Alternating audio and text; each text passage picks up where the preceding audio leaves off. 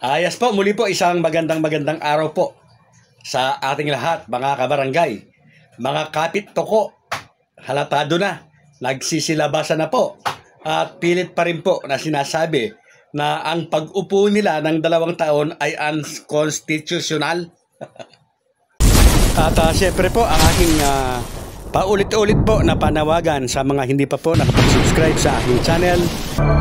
Kayo po ay aking malugod na inaanyayahan na mag-subscribe. Pakiclick po ang notification bell at all para palagi po kayong updated sa aking mga videos. Mga kabarangay, yes po, hindi pa rin po natapos-tapos itong mga sinasabi po ng mga kapit toko.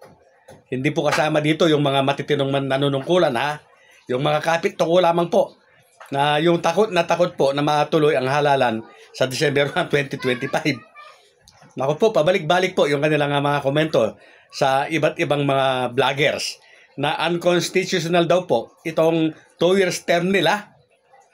Mga kabarangay, alam pala nila na unconstitutional ito. Bakit sila humabol?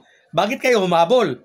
Di dapat noon pa, may liga ng mga barangay naman kayo. Kagaya ngayon, nakapag-kontrapetisyon kayo. Bakit hindi ninyo pinitisyon at sinabi sa Korte Suprema na siyang may gawa niyan, na siya ang may akda niyan, sana sinabi ninyo na unconstitutional yan. Napakagaling po na abogado ni Attorney Alberto Agra na kasama ng mga liga. Yes po, siya ang kanilang counsel. Pero meron na po ba kayong narinig na sinabi po ni Attorney Agra na itong 2 years term po na inupo ng mga nanalo noong 2023 ay unconstitutional? Wala po.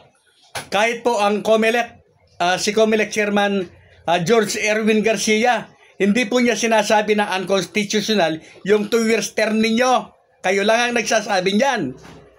Unconstitutional pala. Bakit kayo nakisali? Bakit kayo sumali? Eto, tanong lang.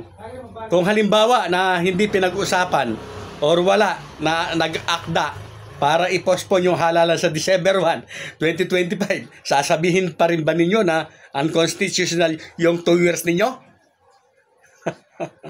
At madalas pa rin po nila sinasabi o nababanggit na napaka-issue daw po ng 2 taon, kulang daw po at wala silang magagawa.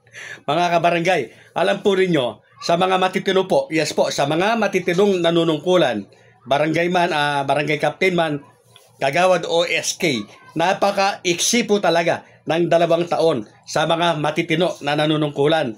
Pero sa kagaya ninyo, kagaya ng iba, na wala namang ginawa, impyerno po para sa inyong mga nasasakupan ng 2 taon. Yes po, yung 2 taon ninyong pag-upo, kayo ng mga walang ginagawang mabuti sa inyong barangay. Pahirap, pasakit, at napakatagal na panahon ang 2 taon. Hindi totoo na kulang yung 2 taon.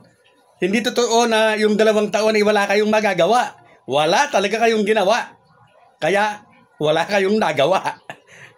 Alam po ninyo mga kabarangay, sabi ko nga po, doon sa mga nauna ko ng content, lalo na kung kagawad ang hinahabol mo, pag-upo mo pa lang, pagkapanalo mo, dapat magsasubmit ka na, magpapile ka na ng ordinansa o resolusyon. Kaso, baka hindi mo nga alam kung paano gumawa ng resolusyon at ordinansa Kaya wala ka nga magagawa. Kaya mga kabarangay, piliin po natin, piliin po ninyo. Magkaroon man po ng halalan sa December 1, 2025 or ma-extend man ito, maganap man ang halalan sa November 2, 2026, piliin po ninyo. Tingnan po ninyo yung mga kagawad po ninyo, lalong-lalo na. Tanungin ninyo kung ano na ba ang nagawa niyang resolusyon o ordinansa na nakatulong sa inyong barangay. Yes po, mag-solicit po kayo, tingnan po ninyo. Kung bisa kasi moro-moro na lamang po yung mga ordinansa resolusyon na na-approve, nagpipirma na lang ang mga yan. Iisang tao na lang po ang gumagawa dahil wala pong alam ang karamihan sa mga yan. Kaya po pakapiliin mga kabarangay. Yes po, napaka-importante po ng trabaho ng isang kagawad ng barangay dahil siya ay gumagawa ng batas. Parang congressman po yan, parang senador. Kaya kung walang alam, kagaya ng ibang senador na nakaupo, ang maihahalal ninyong kagawad, pasakit po mga kabarangay. Balikan nga po natin itong sinasabi po nila na unconstitutional, labag sa saligang batas, itong 2 years nga na inuupo ngayon ng mga nanalo noong 2023. Kung yan po ay labag sa saligang batas o unconstitutional, bakit hindi po yan kinontra, pinitisyon ng inyong o ng ating mga senador, ng ating mga congressman? Isip-isip po kayo. Ang mga nagsasabi lamang po na yan ay unconstitutional ay ang mga nakaupo na kapit-toko na wala pong ginawang mabuti sa kanilang mga barangay. Subalit, yung mga silbi po ng tapat at tunay, kapitan man or SK, kagawad ng barangay, ay alam po nila na yan po ay hindi labag sa saligang batas. Yan po ay epekto. Yes po, epekto ng pagkakadeklara na unconstitutional ng eleksyon noong 2023. Epekto po yan. Hindi nyo matanggap yung epekto. Samantalang dito po, sa term setting bill o fixed term na sinasabi nyo, wala namang postponement na naganap. Walang extension, walang holdover capacity. Kasi nga, pinipix ang term at yan ay epekto lamang. Ang pagkakapospon ay epekto lamang. Yung epekto nung pagkakadeklara na unconstitutional, kaya naging 2 years lang ang pag-upo ninyo, mali. Hindi nyo matanggap.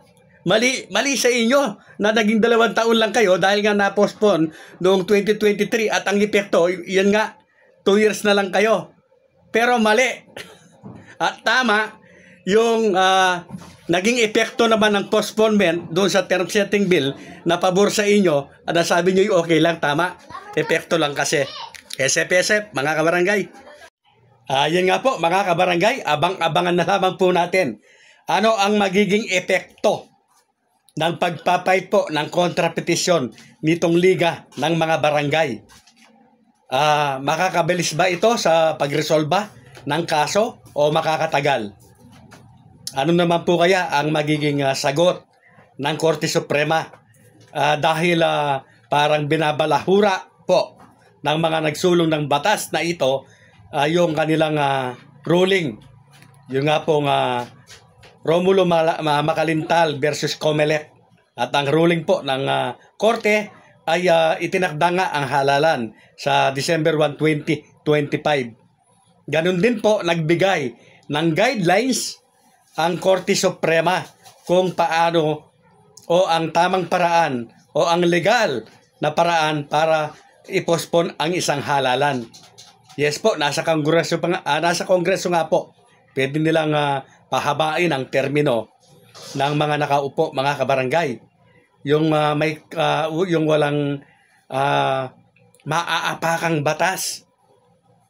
Alam niyo po, ito ay isang halimbawa lamang po, kasi ako naggagamot na ako, umiinom na ng gamot.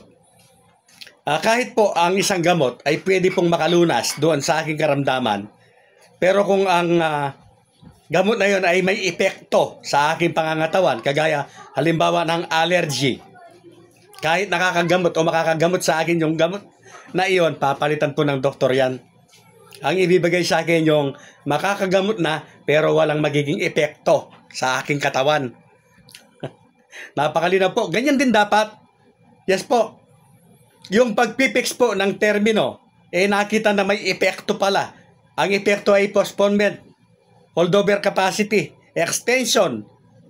Bakit mo pa itutuloy yan? Pwede mo namang i-fix ang termino ng mga nakaupo nang walang maaapektuhan. Wala kang lalabaging batas. Patapusin mo ang halalang ito, gumawa kayo ng batas na mag-e-extend sa kanila. Ang mga mananalo ang makikinabang, hindi retroactive, prospective. Hindi po ba napaka madali lamang, mga kabarangay? Bakit kailangan pang magkaroon ng postponement? Pwede namang yung mga mananalo dito sa darating na halalan, halimbawa sa December 1, ang magkakaroon ng 4 na taon, 3 beses na pag-upo, o gawin na ninyong 6 kung gusto ninyo. Nagamot na ninyo yung sinasabi nyong fixed term na walang masamang epekto. Napakadili lang. Kaya lang po mga kabarangay, litaw po yung personal na interest. Yes po, unang-una, yan nga po kagagastos lamang ng ating mga congressman noong nakaraang halalan. Napakalaki po ng gastos nila. At kapag natuloy nga itong December 1, 2025 ay malaki-laki din po ang kanilang gagastusin sa kanilang mga kaanib o kaalyado na mga kapitan at mga kagawad. Yan po yung totoo mga kabarangay.